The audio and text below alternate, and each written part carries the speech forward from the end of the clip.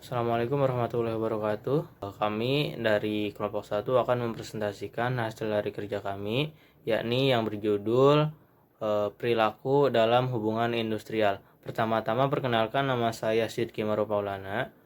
Lalu kawan-kawan saya. Lalu apa sih hubungan industrial itu?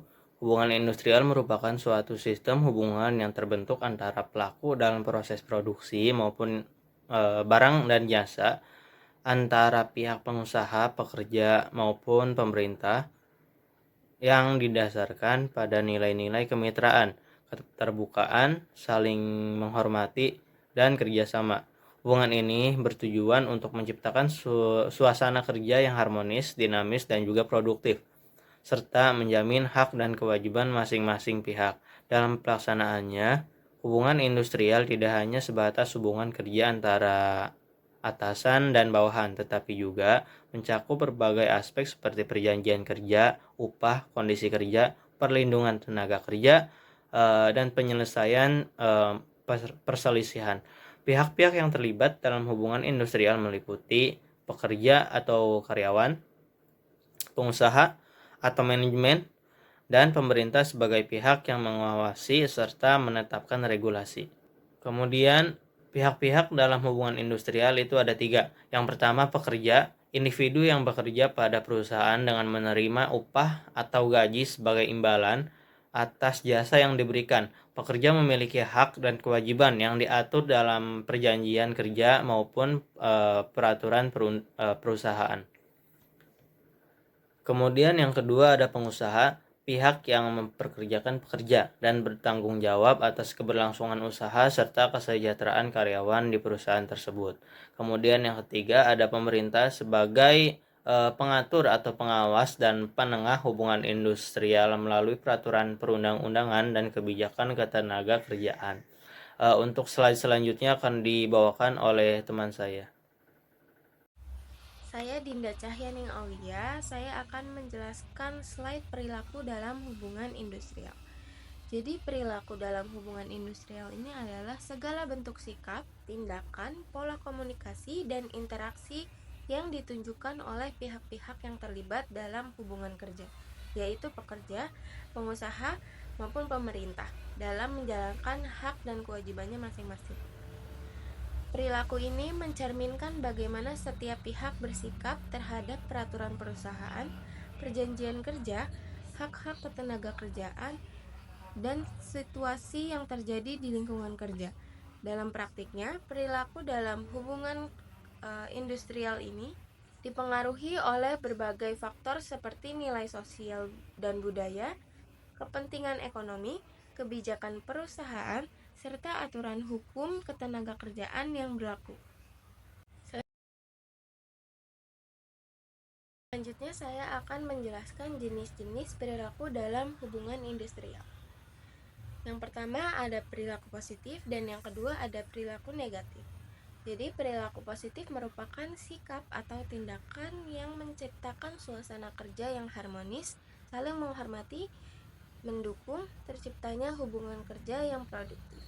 Contoh perilaku positif dalam hubungan industrial ini adalah komunikasi terbuka antara manajemen dan karyawan, kerjasama dalam penyelesaian masalah ketenaga kerjaan, pelaksanaan perundingan bipartit secara musyawarah, serta adanya kesadaran dari masing-masing pihak untuk melaksanakan hak dan kewajibannya sesuai ketentuan yang berlaku.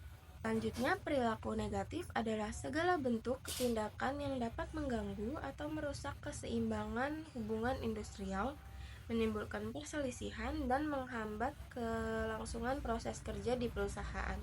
Contoh dari perilaku negatif ini adalah pemutusan hubungan kerja atau PHK sepihak, diskriminasi terhadap pekerja, intimidasi di lingkungan kerja, mogok kerja tanpa prosedur, hingga tindakan represif dari salah satu pihak. Oke, untuk slide selanjutnya yaitu faktor yang mempengaruhi perilaku dalam hubungan industrial. Yang pertama, kepentingan ekonomi. Baik pekerja maupun pengusaha memiliki tujuan ekonomi masing-masing. Pekerja menginginkan upah dan kesejahteraan yang layak, sementara pengusaha berupaya memperoleh keuntungan serta menjaga kelangsungan usaha. Yang kedua itu ada kebijakan perusahaan, sebab aturan sistem kerja dan pola manajemen perusahaan menentukan pola interaksi antara pekerja dan pengusaha. Yang ketiga ada peraturan perundang-undangan, berperan penting dalam mengatur batas-batas hak dan kewajiban masing-masing pihak sehingga perilaku yang ditunjukkan harus sesuai ketentuan hukum ketenagakerjaan yang berlaku. Selanjutnya, upaya meningkatkan perilaku positif dalam hubungan industrial. Itu ada 4. Yang pertama itu membangun komunikasi yang terbuka dan efektif. Jadi pentingnya menciptakan saluran komunikasi yang jernih antara semua pihak dalam industri. Komunikasi yang baik membantu meminimalisir kesalahpahaman dan meningkatkan kolaborasi. Yang kedua itu ada melaksanakan musyawarah dan pengambilan keputusan. Itu proses musyawarah memungkinkan keterlibatan semua pihak dalam pengambilan keputusan. Hal ini dapat memperkuat rasa kepemilikan dan tanggung jawab terhadap keputusan yang diambil. Yang ketiga itu membuat peraturan perusahaan atau perjanjian kerjasama atau disingkat PKB yang jelas. Jadi peraturan dan kesepakatan kerja yang jelas membantu menetapkan harapan dan tanggung jawab setiap individu. Ini menciptakan lingkungan kerja yang lebih teratur dan adil. Yang keempat itu ada menciptakan lingkungan kerja yang nyaman, adil, dan kondusif. Jadi lingkungan kerja yang nyaman dan adil sangat penting untuk meningkatkan produktivitas. Karyawan yang merasa dihargai dan aman cenderung lebih termotivasi dan berkontribusi positif. Selanjutnya ada studi kasus 1, PHK di PT Smartfren Telekom Tbk. Kasus ini terjadi di PT Smartfren, sebuah perusahaan penyedia layanan telekomunikasi di Indonesia. Dalam upaya melakukan restrukturisasi perusahaan, Smartfren melakukan pemutusan hubungan kerja atau PHK secara sepihak terhadap sejumlah karyawan tanpa adanya komunikasi terbuka maupun musyawarah. Kebijakan ini memicu konflik hubungan industrial yang cukup serius karena menimbulkan ketidakpuasan dan ketidakpastian di kalangan pekerja yang terdampak. Karyawan merasa keputusan tersebut dilakukan secara sepihak tanpa kesepakatan untuk menyampaikan pendapat atau mencari alternatif solusi yang lebih baik. Dalam kasus ini, perilaku hubungan industrial yang buruk terlihat dari lemahnya komunikasi yang dilakukan oleh manajemen perusahaan kepada karyawan. Keputusan PHK disampaikan secara sepihak tanpa dialog atau perundingan, yang kemudian memicu keresahan dan ketegangan di lingkungan kerja. Selain itu, perusahaan tidak melibatkan pekerja dalam forum musyawarah untuk membahas persoalan PHK dan dampaknya terhadap kesejahteraan karyawan. Selanjutnya ada masalah yang timbul. Yang pertama, karena tidak adanya komunikasi yang terbuka. Kurangnya komunikasi terbuka membuat karyawan tidak mengetahui alasan dan dampak kebijakan perusahaan.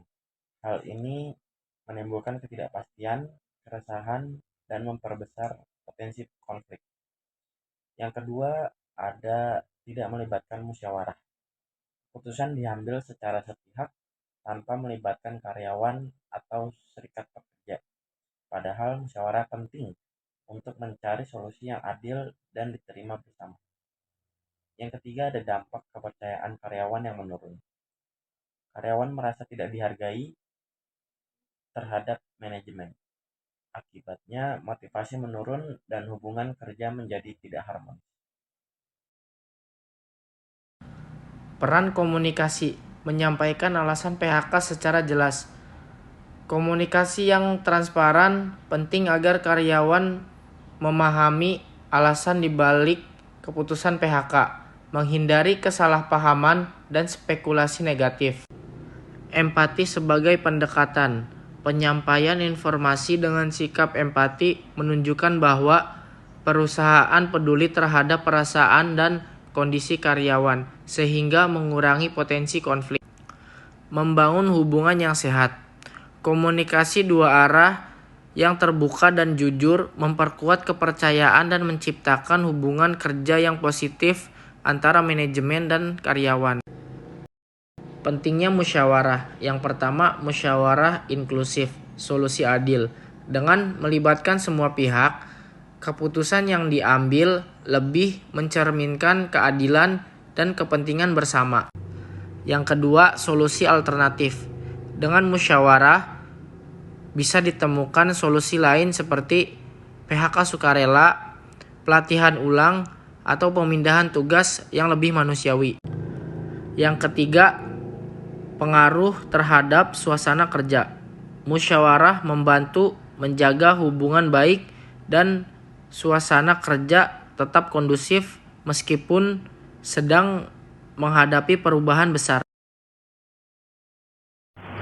Hasil studi kasus PHK di PT Smartfren Telekom Tbk. Konflik bisa ditekan dengan komunikasi terbuka. Jika manajemen sejak awal menjalin komunikasi yang jujur dan transparan, potensi konflik dapat diminimalkan. Yang kedua, ada musyawarah menurunkan ketegangan. Jika manajemen sejak awal menjalin komunikasi yang jujur dan transparan, potensi konflik dapat diminimalkan. Yang terakhir, ada rekomendasi dialog bipartit lebih aktif. Jika manajemen sejak awal menjalin komunikasi yang jujur dan transparan, potensi konflik dapat diminimalkan. Studi kasus 2. Penyelesaian perselisihan hubungan industrial di perusahaan kopi Cap Kijang Bogor. Kasus ini terjadi di perusahaan kopi Cap Kijang Bogor, di mana terjadi perselisihan hubungan industrial antara karyawan dan manajemen perusahaan terkait masalah ketenagakerjaan. Perselisihan ini dipicu oleh ketidakpuasan karyawan atas kebijakan perusahaan yang dianggap merugikan seperti masalah gaji, kondisi kerja, serta perlakuan yang dianggap tidak adil. Untuk menghindari eskalasi konflik yang lebih luas, kedua belah pihak sepakat menyelesaikan masalah melalui jalur mediasi. Untuk mencegah konflik yang berkepanjangan dan eskalasi ketegangan di lingkungan kerja, kedua belah pihak sepakat menempuh jalur mediasi sebagai alternatif penyelesaian perselisihan. Mediasi dipilih karena dinilai lebih cepat, damai, dan memberi ruang bagi kedua belah pihak untuk menyampaikan aspirasi serta mencapai kesepakatan bersama, tanpa harus melalui proses hukum yang panjang dan berbiaya tinggi. Dalam proses ini, seorang mediator netral ditunjuk untuk memfasilitasi dialog dan membantu kedua pihak menemukan solusi yang saling menguntungkan. Masalah yang timbul, pertama ada ketidakpuasan terhadap kebijakan perusahaan. Beberapa karyawan merasa kebijakan perusahaan terkait gaji, tunjangan, dan kondisi kerja tidak sesuai dengan harapan. Kedua, perlakuan yang dianggap tidak adil. Timbul persepsi di kalangan karyawan bahwa manajemen bersikap tidak adil dalam memberikan perlakuan, baik terkait pemberian kompensasi, beban kerja, maupun tunjangan internal lainnya. Yang ketiga, kurang komunikasi terbuka antara manajemen dan karyawan. Tidak adanya forum dialog atau pertemuan rutin untuk menampung keluhan dan aspirasi karyawan membuat permasalahan yang kecil menjadi berlarut-larut hingga menimbulkan konflik. Keempat, ketidaksepahaman dalam menyelesaikan perselisihan. Baik manajemen maupun karyawan kesulitan menemukan kesepakatan bersama karena masing-masing pihak mempertahankan kepentingannya tanpa adanya upaya kompromi di awal. Apa yang sebaiknya dilakukan? 1. Membuka jalur komunikasi terbuka secara rutin. Perusahaan perlu menyediakan forum dialog atau pertemuan rutin antara manajemen dan karyawan untuk menampung aspirasi, keluhan, serta membahas berbagai permasalahan secara terbuka agar tidak berlarut menjadi konflik besar. Yang kedua, menyusun kesepakatan bersama yang mengikat. Hasil mediasi dan diskusi sebaiknya dituangkan dalam bentuk kesepakatan tertulis yang disepakati kedua belah pihak. Yang ketiga, melakukan evaluasi kebijakan internal perusahaan. Manajemen perlu mengevaluasi kebijakan terkait gaji, tunjangan, beban kerja, dan perlakuan terhadap karyawan. Untuk kesimpulan, berdasarkan materi dan 2 studi kasus yang dibahas, dapat disimpulkan bahwa perilaku hubungan industrial memiliki peran penting dalam menentukan suasana kerja, kesejahteraan pekerja, dan juga kelangsungan usaha. Perilaku positif seperti komunikasi terbuka, musyawarah, serta kemauan untuk menyelesaikan konflik secara damai terbukti dapat menciptakan hubungan kerja yang harmonis dan juga produktif. Dari kasus di Smartfren Telkom Tbk, kita belajar bahwa komunikasi sepihak tanpa melibatkan musyawarah dapat memicu konflik serius, sedangkan melalui dialog terbuka dan forum perundingan ketegangan dapat diredakan dan solusi yang adil dapat ditemukan. Sementara itu, kasus Kopi Cap Kijang Bogor menunjukkan bahwa mediasi sebagai bentuk perilaku positif dalam hubungan industrial mampu menjadi alternatif penyelesaian konflik yang efektif menjaga hubungan baik antara perusahaan dan juga karyawan, serta menghindari jalur hukum yang lebih rumit dan berlarut. Oleh karena itu, perusahaan perlu secara aktif membangun komunikasi dua arah, menerapkan musyawarah dalam pengambilan keputusan penting, serta menyediakan forum mediasi atau perundingan dalam menghadapi perselisihan. Dengan cara ini, perilaku positif dalam hubungan industrial dapat ditingkatkan, menciptakan suasana kerja yang kondusif, serta meminimalkan konflik dan mendukung keberlanjutan perusahaan serta kesejahteraan karyawan. Mungkin cukup sekian dari kelompok kami, kurang lebihnya mohon maaf. Wassalamualaikum warahmatullahi wabarakatuh.